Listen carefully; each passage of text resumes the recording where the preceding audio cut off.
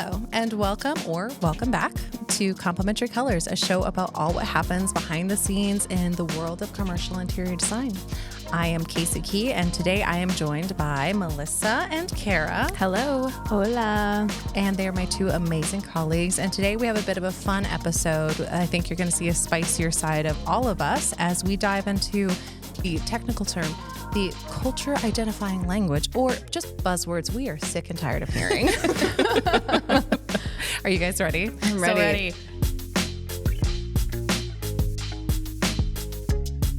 All right. That's a big dish right there. We're like spicier side. I just hope you know I'm going to try to deliver the spicier side. Continue. Challenge accepted. Well, we're going to get into the world of buzzwords and slang and jargon and what all that means. But we're going to start with what are buzzwords? And before I give you a technical term, I would like you both to give me a definition of what you think a buzzword is. So Cara, can we start with you? Oh, overly used in pop culture or acronym like alphabet soup. Oh, okay. If those had a baby, it would be a buzzword. Okay, so if those had a baby, then it would be shorthand language. Oh, okay. That's how I see a buzzword. Kind of like what Wikipedia is? No, like what LOL means. Yeah. Or BRB. It's a professional way of doing that. Okay. So you're trying to save time. Trying to save time and to look more cooler than I really am. Okay. She's pretty spot on. I mean, both of you are. Like the acronyms are definitely a part of it. Wikipedia said over there. No, joking. This is not Wikipedia. Okay. But buzzwords, the technical term, is a word or phrase, often an item of jargon that is fashionable at a particular time or in a particular context. For instance, a buzzword in the world of tourism is ecotourism. Mm-hmm. Can we define ecotourism? Yeah, I feel like it's like the farm to table people want to go on vacation. No, or wolfing. I feel like it's... Well, you just used a buzzword to describe a buzzword. I would like you to realize that. Okay. If you ever... Okay, I'm going to go further. I'm sorry. It's like couch surfing for farmers. It's like, yo, feed my chickens and I'll give you a bed. Couch surfing? No, that is what ecotourism is. Got it. Okay. Melissa, what's ecotourism to you? A specialized exercise of seeing something for the first time in like a unique way. What? So ecotourism is actually when you're going to experience a different ecology than the one that you reside in or are familiar with. So you're going to the rainforest to go listen to the sound of the rain on the leaves and go see a monkey. To Alaska to see the glaciers. We are very familiar with ecotourism. Okay. Because people come to see our whales. Yeah. I know, I'm kind of embarrassed. But again, you hear it, you don't understand it, but you understand it. You don't want to admit that you don't understand it. Which is a huge part of what we're going to get into. I love this, which is how Wikipedia was born. I'm not trying to like throw Wikipedia under the bus. Cara likes like, Wikipedia, but I'm just saying misinformation. It's the worst. So what's the difference between buzzwords and slang and jargon? So jargon and buzzwords are two interchangeable words. Jargon is the old English, if you will. It's a word that's hard to understand or culturally understood word, like we defined buzzwords. However, slang is a collection of words or expressions used to casually depict a graphic, racy, or lively thing. Racy. We love a good racy slang. Racy. Interesting. So things like a slang in our culture currently in 2023 be like, I was salty that happened, or that's a hot take, or that's a situation. No, please continue on what you're doing. We like these as examples. we jot down notes. But like situationship is a slang term because again, it's racy, or it's a familiar thing. We're a little too casual with it. One of my favorites that I saw on this list as I was researching was like big yikes. I was like, I use big yikes all the time. Really? Oh yeah. Oh my gosh. Cara wants to know what big yikes means. Dude, no one knows. Let's be honest. Since now they're out of the house and like, you know, I don't have teenagers around me all the time being like helping you be on top of it all. Yes, basically. And I love how I always would misuse the things that they would say. Bye, Felicia. That's slang. Oh, well, see, that's OG slang. So, okay, we all know that The one. what? The bra is slang too? Bra? Bruh. Bruh. Sorry. Excuse me. BRUH. I don't have teenagers. Bruh. Okay, but those are cultural slang. So, okay. We've defined buzzwords. I'm sorry. and We were just a jargon. bunch of white chicks saying bra. Okay, I just wanted to, sorry. Get it right. It's Continue. bruh, Okay. not bra. Gosh. Bruh. Ask Casey. I'm married to a man from New Jersey, everyone. I've heard lots of slang. So another fun word for jargon or buzzwords is gobbledygook. And I just had to share that with you Okay, guys. that is the best word. Can we bring gobbledygook back? Let's It's like old English over here. I That know. you say gobbledygook when you're having tea with like a just queen. a bunch of gobbledygook. Yeah, that's exactly the only time that would ever be used. Yes. And I During know tea time. anyone Or who's high listening tea. to this is probably like, what the hell does this have to do with interior design? And we're about to get into it, I promise. But you have to kind of set the stage for all these lovely words that once you understand that in our culture, you have a status symbol the moment that you use certain words or phrases. The moment you use bye Felicia, it established you as a How certain old you kind are. of, yeah, absolutely. You're like, when that was still a sitcom, like we get it. Demographic. You got profiled. Anyway. So is there a word in the interior design industry and that you've been associated in the world of contract design that drives you crazy or is your favorite word?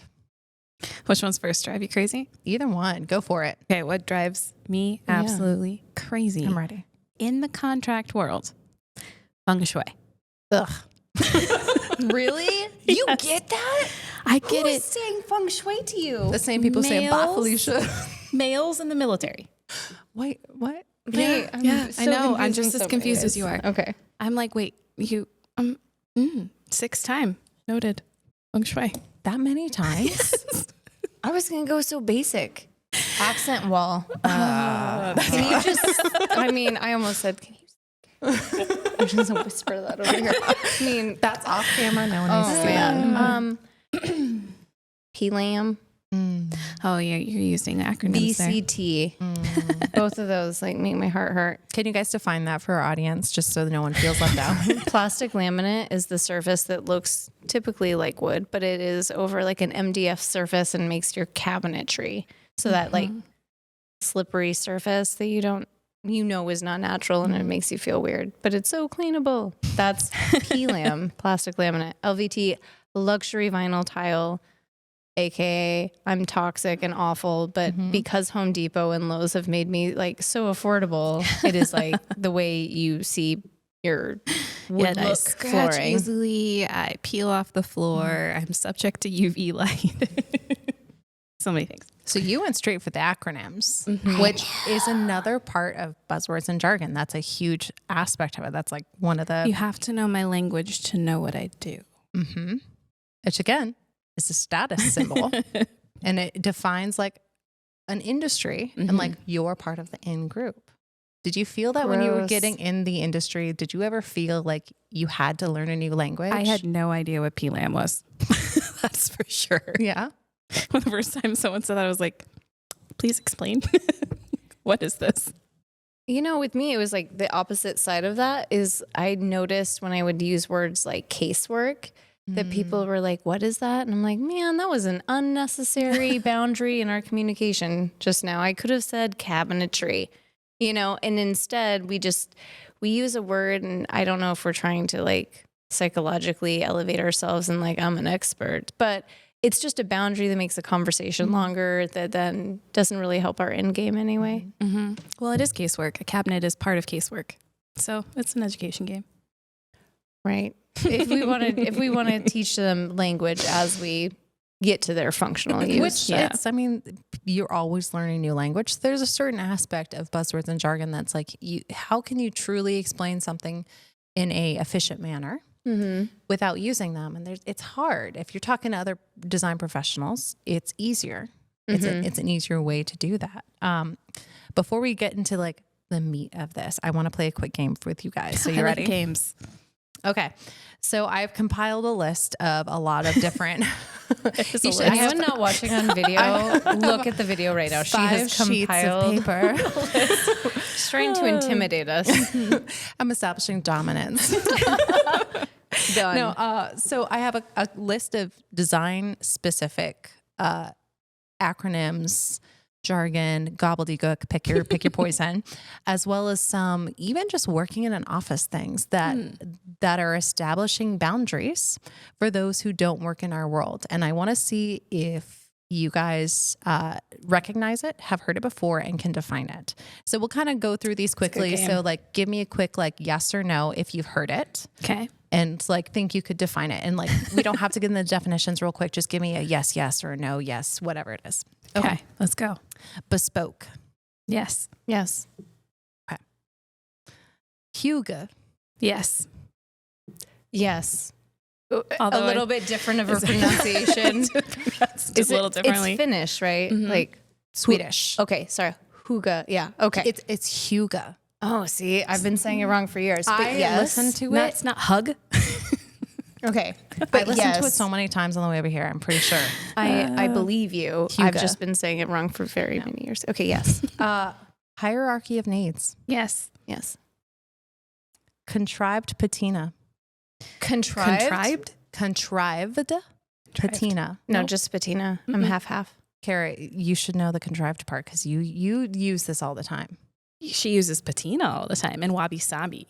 Oh, you okay. Contrived patina is the full term of what you're using. And When I that's talk about the self-touch. the and character of markings on a surface. So that's wabi sabi. That is, which is what the next one. Okay, Wabi sabi. and that's how I use wabi sabi, near and dear. Okay. Now Can you define wabi sabi real quick? Because it's so near and dear. I want to hear you say it.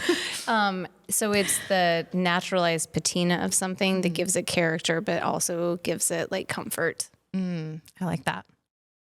Social handprinting. Yes. Yes. Thank you. I International Living Standard, whatever that ILFI? jargon is. That's like Yeah. another like jargon of jargon. Can Handprint and footprint, you mean? Yeah, but what's the association?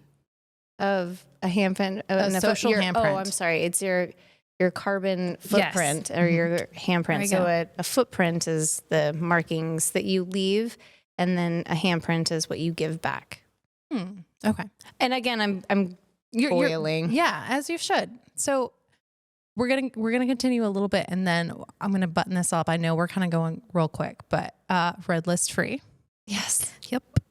That means nothing to you, I'm sure. The list has grown. By the way.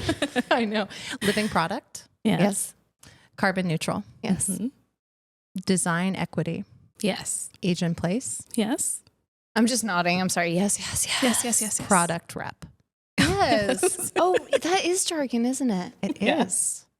The things that come naturally. And then bonus round, blue troll.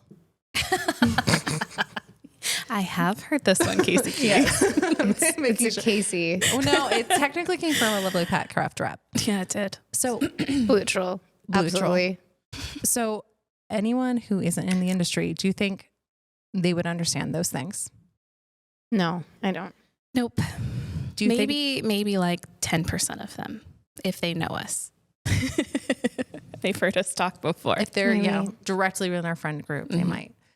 Do you think that these things hold us back from talking to clients? Sometimes.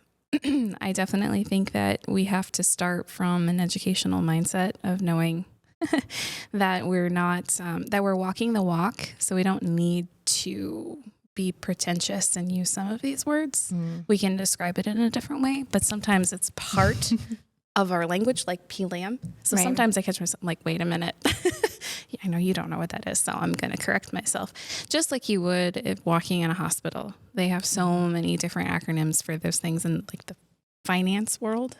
That's a whole nother language too. So sometimes it's so embedded in the conversations you have from day to day with your coworkers that it's hard to not. But I think in presentation, we lose that prestigiousness and we just walk the talk. Do you agree, Cara? I do. Yeah. I will just say I agree because that was very well said. Yeah. Nothing to add. So based off of your response, you've said that there is now an educational aspect to when we talk the talk, if you will, but we have to make sure that we can define it in and of ourselves. So do you think that it hinders our communication and our industry professionals that we are not always able to define them as clearly as we wish? I think it could work for you too, though. Okay. Because I think if you establish early on, let's say when you first start a project with a client, there's always those words that connect you, you know? So it's like the jargon that you use is also your bond. And so as long as you have educated on the jargon you're using, or you come up with your own. We do this a lot when we program a space together.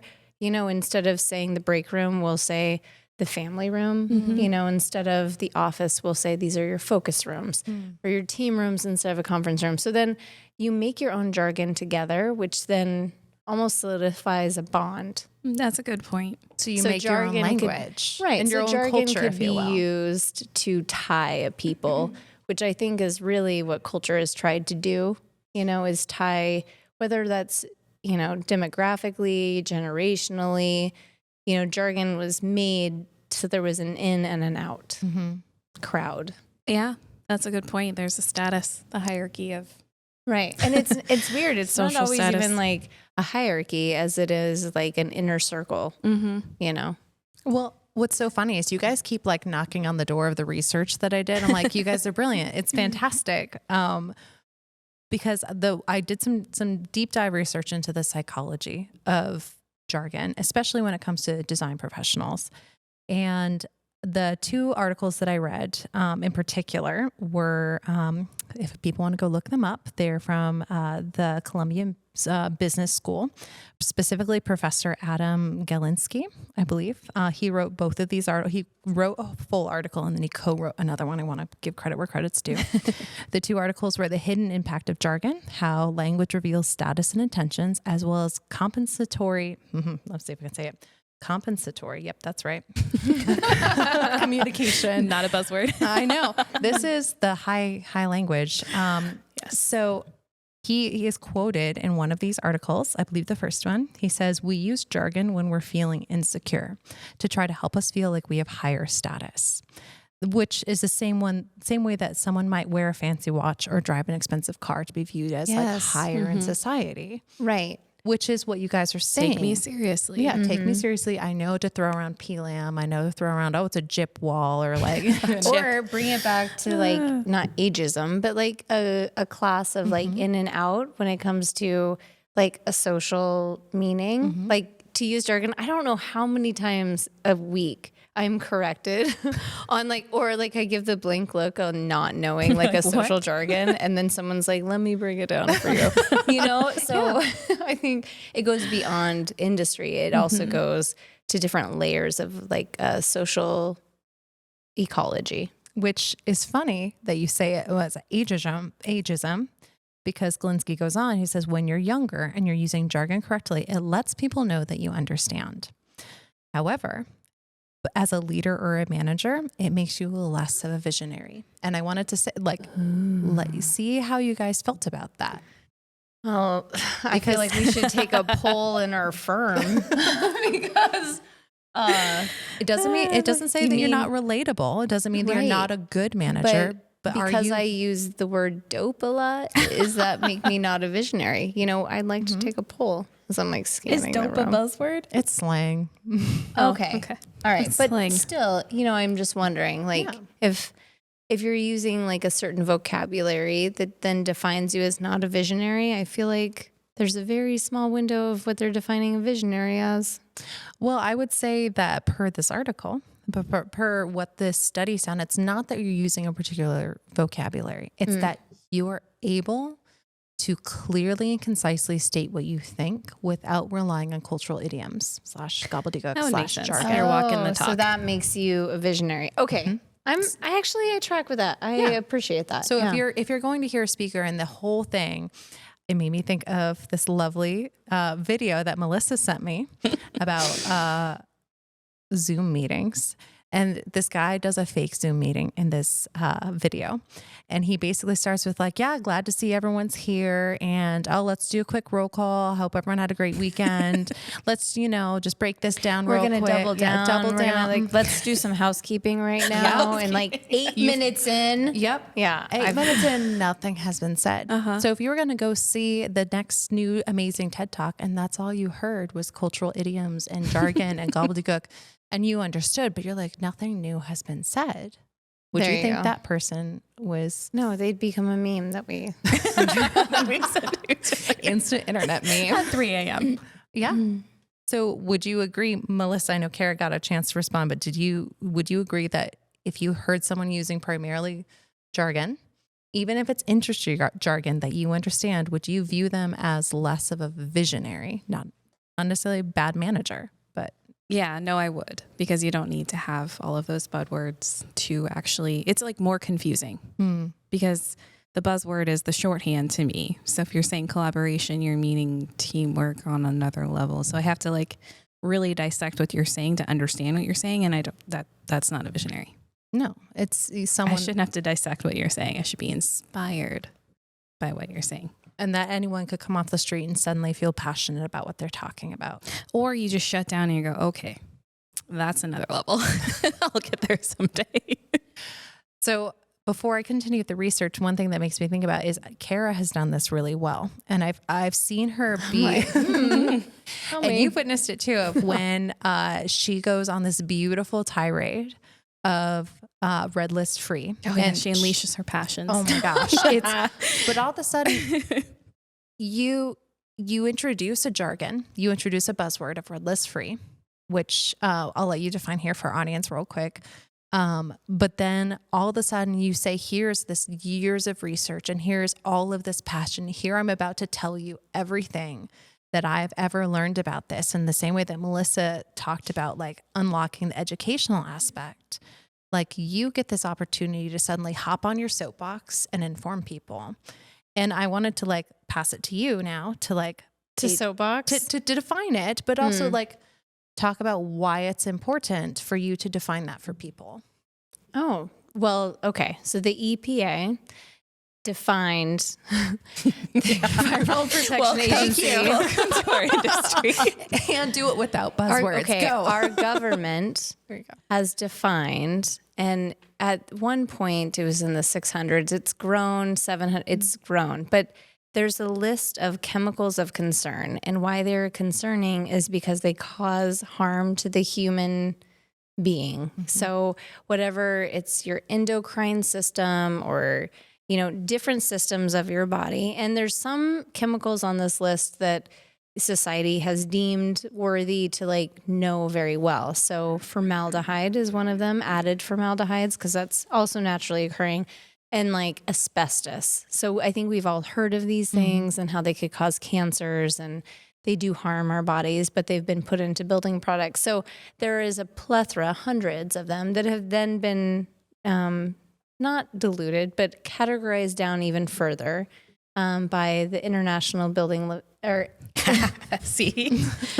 International Living Building Institute. So they have a program now called Declare, which is really a program that gives a list of ingredients that you would find on the back of packaging for food.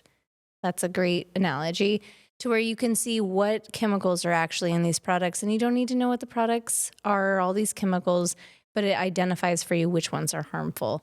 So why that's important is because just like the food we pick off our shelves in the grocery store, I feel like every human has just trusted society to a point to say that if it was created because it is not harmful.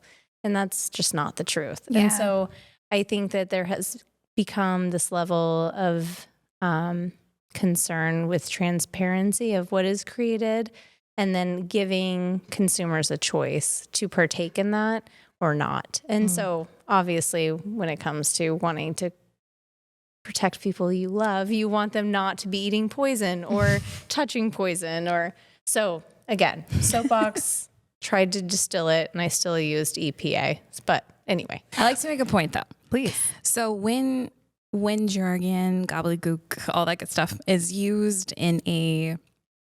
with scientific wording, I think that it's more inspiring than just collaboration and framework and inspiration and innovation. Those buzzwords are different than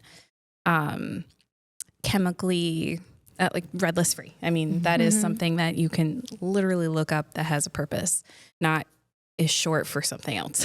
It is more for your educational benefit. So I think when those jargons are used in context, it is inspiring, because I definitely witnessed when she would get into those passionate conversations, there was almost this like glaze on some of our product reps. I'll use another buzzword. Our product reps' faces, like, what? How do I not know this? Like, the buzzword that's so new, you're like, I can't believe I haven't heard this before. And we definitely saw that happen, especially in like 2016, 17, when it was like pretty new and innovative. And it was great to see them come back like the next year after, educated on it and speaking at a higher level scientifically. Right. So maybe jargon is our vehicle to create want to be a part They of really a secret wanted to know. society. Right. Yeah. And, and I think in that way, then it's doing its job. Exactly. Yeah. Which again, it There's goes a back. positive. There is a positive, and there is a certain amount of that. You want to be educated. You want to be able to, learn appropriately and how to use things appropriately in the same way that like your child will look at you when they've learned a new phrase. I'm sure, Cara, you have great examples of this when your child learned different cultural phrases and they were so excited to use them. The part of my French phrases. I mean, my little cousin, he called me peanut butter and jelly because he was so excited to learn peanut butter and jelly, but he then thought it was an insult. And he's like, you're a peanut butter and jelly. Delicious. Which it's the same way that like if I used pea lamb in the wrong way, we would look at someone and be like, did you, why? But so there's a certain amount of that group think that and cultural ism, if you will, that we can't get past. But yeah, I did want to just like break it down one more layer of jargon or gobbledygook or buzzwords. And they were defined by 3 different types. And we've used all 3 types in our conversation. And I'm primarily saying this so that because now I'm self-conscious and I want you guys to be self-conscious with me. They Acronyms. Okay. Sorry. Yes. Yeah. Okay. So ding, ding, ding, give the woman a prize. Linguistic complexity is the first part. Acronyms and legalese. So those are yes. and legalese. Okay. All right. So we will start with linguistic complexity. So if you were going to say I was walking on the ground, that makes sense to us because like we're being very specific. However, linguistic complexity is showing that you are more intelligent than you primarily need to be. So I'm going to read trying this. to impress somebody. Exactly. So you're trying to use all of the right words to show the world that you are An educated soul. Yes. This is what I fall into because I primarily fall into using Loving gobbledygook. Using too big of words for myself. So I have to read this to you because it's so funny. So walking on the ground is likened to upright striding vertically, bipedally on horizontal terrestrial substrates.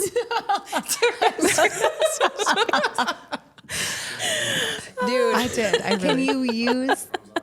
I love that you just pulled in an accent. I want you to continue on, please. Yes, I think that every example needs to be in an accent so we can know that it's an example. Well, they're slowly coming out. Come on. But so like that's linguistic complexity is using things that are too big. A personal example. Who likes them? I mean, I'm okay, yes, but I like you, but I'm just saying the pretentious air of that way of communicating. They must. Do you want to know a personal story? I was like, can you remind me of the word that you use? I'm about to. You know exactly what I'm talking about. This is the moment. Okay. I want to hear your story. It was in university, and it was a very rough presentation for me. And when I'm very uncomfortable, I use big words because when I'm feeling insecure for the research, I have to like establish dominance. Do it. Exactly. So I was trying to describe for my fake client that I had added built-in bookcases to this design, and this client happened to be part of the church, and so this was his like study in order to do research for his sermons and whatnot. And I'm describing this, and so rather than saying you have built-in bookshelves for all of your books and your personal use, I said you have built-in bookcases for your ecclesiastical literature. So, bitch, please. There you go. So, bipedally walking on horizontal surfaces. There is another one in the professional world that I can't believe that I can't remember the word you used. No. Oh, this was the meeting that we were in. Yeah, so she covered my ass because I broke a fever the night before this meeting for NAFAC in San Diego. And so I'm just not in my own mind. And I'm looking at her like, please help me. Every technology busted. Like remembering to like, oh, you're going to be in this room and all you need is this one connection. You're not like, in that room. Had no Sorry. connections. It was hilarious. But she made a reference to I'm like searching for the word in my soul. It's not gilded. It's it has to do with things being overly designed, over tufted. Anyway, we'll use gilded as an example. Okay. And so I use gilded, and the client stops me. He goes, "What the Military F commander. is gilded?" And I was like, well, when it's a little verbose. It was verbose. Thank God. That's tracking, because I'm like, if you didn't know gilded, he's in charge of our national defense. It was Can verbose, we- and I was like, well, it's just a little bit extra. It's a little over the top, and he's like, verbose. So he used it like 15 times. sure he did. in He the was rest like, of the Are you conversation. sure this isn't verbose? It was so funny. So I fall into that personally, because when I'm feeling insecure and when I'm searching for things, my brain goes Old English. And good examples. Thanks, Casey, for being your sounding board. Yeah, you're welcome. Anytime. The second example is acronyms, which Cara already said, and which we fall into as you're trying to define red list free. You're like, here's 3 acronyms, and then all of a sudden I saw you backpedal mentally. Have you guys have any personal examples of when acronyms have bit you in the butt when people didn't understand them? Yeah. Where do you start? Right here. Yeah, I think that when talking to a client that may not be as educated in just the construction industry itself, there are a lot of terminologies that they kind of look at you and they're like, and that means like construction what? phases or design phases. What's schematic? What is what is a permit? CDs. Yeah, exactly. So I think that I find myself catching up with lowering my terminology when I know that someone isn't as educated in the field that we're in. The same way that hopefully somebody will do when I go into like finance meetings. Yeah. I will be like deer in the headlights in a finance meeting. So just knowing that if I can feel that way in that situation, I don't want someone to feel that way in the situation I'm putting them in. So yeah, it's definitely, I think, prevalent. Yeah, which is the financial meetings, I feel, because that falls into our third and final category of legalese. And that's specifically, it refers to specialized language in the legal or financial profession that's often hard to understand. And while there are specific terms for them, when you say, I don't even know legalese, but we'll say AR. Yeah, AR, like a quarterly return or something. I'm like, I understand quarterly and I understand return, but are you saying I'd get something every quarter? Like, but that's not necessarily always owe something every quarter. Exactly. So they're specific, but they're also not for the common man, and it increases group think and exclusivity. So. Right. That's a good point. But I feel like all of these categories really, it's a good pulse on where we are as the organism of society and like what our perspective to the current time is. Because, there's certain things that would not be triggering to the average person, like the word demolition. Like I'm sure that probably doesn't trigger most people, where it deeply triggers me. I'm like, interesting. Every time. Okay. And this is not very many times, but I'm just going to give like an example where I'll see a show, like I'm running at the gym and there's an HGTV show up, right? And they're taking a sledgehammer to like perfectly good cabinetry. or tile or Casework? flooring. And I'm just watching and they're like Cabinetry, so Melissa. proud that like some layman off the street could like take a hammer to something. And they're like, this is so dope. We're like all destroying something together.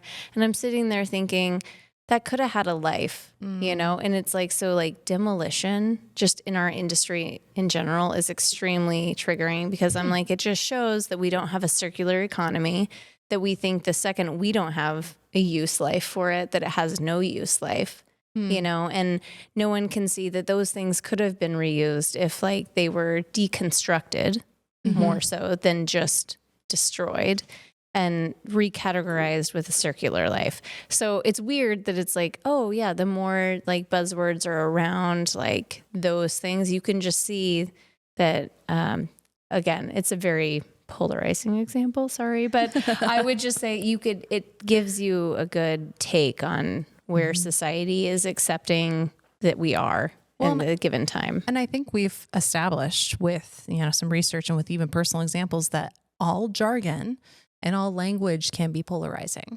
And so you have to be careful that you are using language that doesn't exclude, but that also you're able to articulate yourself. Like you explained and articulated beautifully why demolition is a triggering thing to you and why like that's a hot topic when someone else would be like, well, I just don't like it. Like diversion, deconstruction, like even if you use that jargon, it sets your mind set up differently for like care and reuse, And I really appreciate that joint perspective. And the one thing that I will ask before we ask our final question is this is my fun. This is my fun list. I'm not going to do all of them. It's a lot, but I just kind of want to get your guys' impact on a couple of these as people who lived through a very weird time in the world, especially in the design industry of lots of online meetings. And I'm not going to say the dreaded disease that caused us all to go into our homes and be recluses, but shall not be named. You're on mute. Yeah. So before we close, I really appreciate both of your perspectives. And so we're going to do one more fun game, but this is not a have you recognized it? This is how does this make you feel? Because again, we lived through a very weird time in the world. It is 2023 and we lived through 2020 and that beautiful acronym jargon of that horrible disease that plagued the world shall not be named. However, I want you guys to tell me exactly how you feel about and you can say like good, bad, gross, never use that again in my presence, whatever. Just sound effects. Yes, or just sound effects. Oh gosh, There you go. It totally came out. Praise the Lord. Anyway, That's supposed to be outside of context. Okay, I'll ping you when I need to. Oh. There's my real reaction there. Yeah. In time reaction, everyone. Okay. Yeah, I just was like stunned. I'm like, gross, just gross. Let's move the needle on that.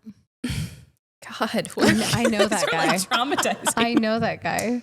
Actually, This is a holistic approach. Which needle? oops, that was me. Okay, but at the same time, this let's is good. be honest. How many times have I been like, Oh, wait, I have one that you guys are going to love. Are you ready? I'm No. the holistic person. You are the on this- holistic. I know. And this is surprising to you. You didn't even make eye contact with me when you said that. You bleep out the bad word I'm about to say, but you're the holistic bitch. Yeah. And Okay. yeah. This is a touch point. A touch point. I definitely heard that one before. I don't know him. Retargeting. I haven't heard that one. That one was new to me, but I wanted Yeah. to see how you guys responded to it because I actually didn't mind it. It's refers to the way that companies appeal to customers who have already shown an interest in their product by visiting a website, and it encourages marketing teams to pursue possible customers by following up on touch points. I just saw a visual of a guy with Retarget. a lot of hair gel. I don't know. Like, you said that, and I yes. was like, I see him, but I've never met him. That's funny. I love that they're all men. Sorry if I'm being sexist. no, but continue. never. Core competency. That one I don't hear very often either. Okay. I know what it means and I know where you could use it, but I'm glad I haven't heard it. Instead, I feel like we get the highest and best use. Yes. We say we That get should be an on this list. highest and should. best use. Yeah, It's that is ours. MCG buzz phrase. And with that, deep dive. Deep dive Deep is a dive. good one. Deep Framework's dive. another Yeah. one. Housekeeping. Housekeeping. Thank you. That was next. Okay. I love it. I'm so here for it. Let's see which one. Other one. Oh, incentivize. Also gross. Like, it doesn't make you feel a little dirty. It kind of does. It feels like don't I'm incentivize manipulating. me. Yeah. Yeah, I'm tricking you. Very manipulative. We'll do one more. Let me pick a really good one. Oh, drill down. Isn't that like move the needle? It is very much like move the it's needle. hair gel a person's back. Like, hard. And then- I mean, this is making me feel very thankful for our specific office culture. Not Like, that we don't wait, have I our don't- own gobbledygook. We do. I mean, I just said highest best use. Yeah, we definitely do. Okay, continue. And then bonus, bandwidth. I'm surprised I haven't heard a couple though. Like burnout, transparency, design thinking. I think those are very industry specific for us. Maybe. Well, I thought was like, what? And yeah, those ones are, these ones were like just overall like Buzzwords in general. office buzzwords. Right. Yeah. And so I just wanted to see you guys. So on a scale of 1 to 10, if you were going to give me a 1 being, I really didn't like any of the things that I heard, and 10 being like, oh, I use those every day. What's wrong with them? Where do you guys fall with the things that were said? Like a 1.5. Because we all just claimed me being the girl that uses holistic, like in a sentence, So like you just it's get normal. that point mark for using I holistic. think so. Well, you know, I like, at least you're authentic. Mother Earth. Authentic and transparent. Oh my gosh. Yes. So, okay. No, I don't know please. why this is coming out, but it just felt appropriate. So, me and the kids with them learning Spanish, and my older kids, just for the record, are very Spanish? bilingual. No, they're like everyone that is younger than me in my household, very good at Spanish. But I do this thing with them and it's just reminding me, you keep saying gobbledygook. And I'm like, okay, I do this thing with the kids where when I'm wanting to be goofy but very serious, I just invent a language in front of them and they respond to me in the invented language. So I'm always like, My cousin used to do that. and Asher's like, he's like, and I'm like, You mean you're speaking minion to each other? dude, it's like, it's on another level, but I'm just trying So to you've created You're talking your own emotions. language and your own culture. a little bit, but it's all based on the facial expressions of the moment. But anyway, it just felt a little like this. So I'm like, no, I might not be up on how to use the most like up-to-date jargon, but I can invent a language. Yeah, you can. All right. And then Melissa, what was your number? I missed I'm it. a 1. You're a 1. You didn't like anything you heard. Yeah. Not 1. I can't say as I enjoyed any. Like, I'll take holistic though. Thanks for being team me. I would say that in doing all of this research, I sat there and I physically was hurt by some of the things. I'm like, oh, I've said that. And that's so annoying. Well, it's because we mirror personalities, right? Yeah. So I can't say that I haven't said phrases that Cara says frequently because I love Cara. Same. There was, Ditto. how you doing today? Yeah. Living the dream. I will say that I know. because of you. Thank you. So there's just a Mirroring. a mirroring that goes on with how these spread. Because once you figure out the secret language, it's cool. You're And part of the in yeah, crowd. you're special. You've got this cool little niche and you just want to run with it. So I think that it's definitely something that is, can positively impact a team. I think the only time it really hinders is when in our profession, when we're trying to do that deep dive and we're like, hey, we want to learn about you so that we can design to meet your needs. And they talk to you in their jargon and you're like, yes, now I have to be honorable and say, I have no idea what you just said. So But I want to learn but I your want to learn. language. Yeah. So you got to break it down to the basics. It's a huge humility. You say this, what does that mean? So I think as long as we can be brave and ask the real reason behind the buzzword, then I think we're going to get somewhere. If we're not brave, then I think we're just going to be Googling Wikipedia all day and asking Google, Alexa, or Siri. Never use Urban Dictionary. Right. which I think is a great way, Melissa, to wrap all of that up into a nice little package of, at the end of the day, jargon, gobbledygook, buzzwords, slang, whatever it is, are all helpful, and they help us find our place in society, and they help us find our place, especially in the industry, and simplify communication, and can be incredible tools of communication for a language that is ever changing and ever growing.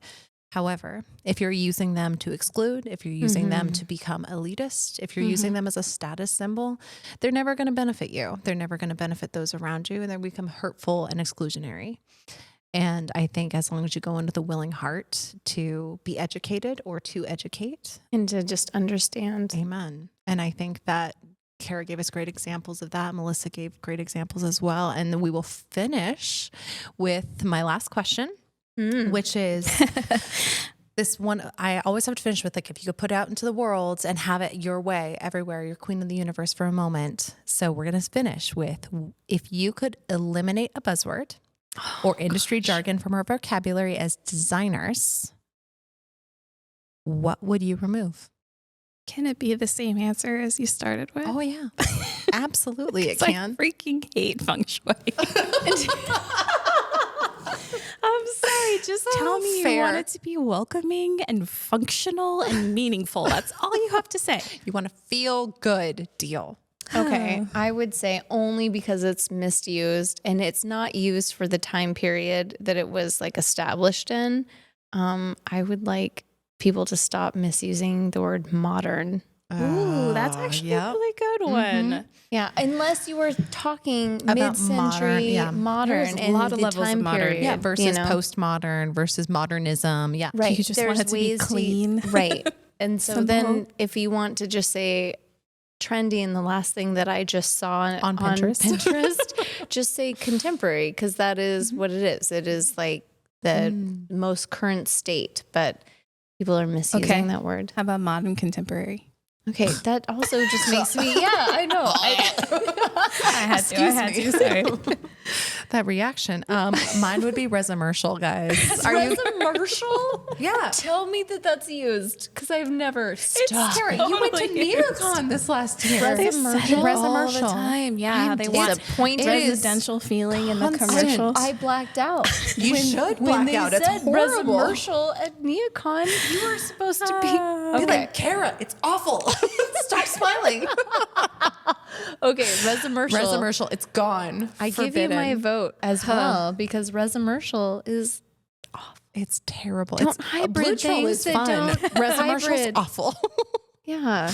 Don't hybrid things that shouldn't hybrid. I think it's funny too that it actually came out pretty potently right before COVID.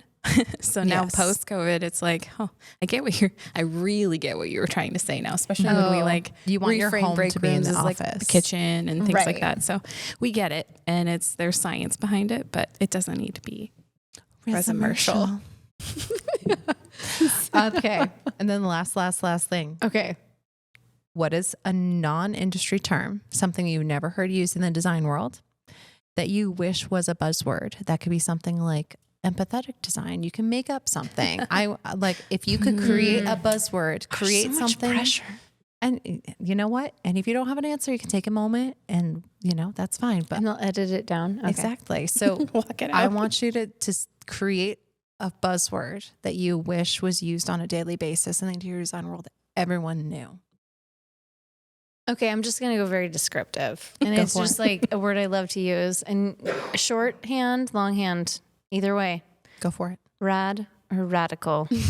I love both of them. I know, but dope is here. So you're transitioning slang to a buzzword. a little bit. Because something can be radical.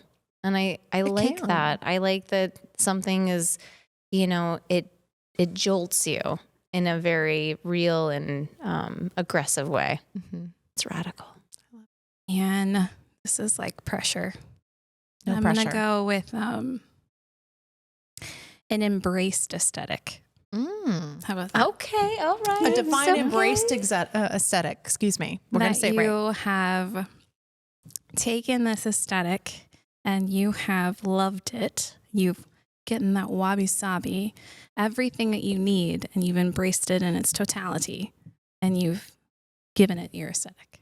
You embraced all of it. aesthetic. Good, bad, ugly.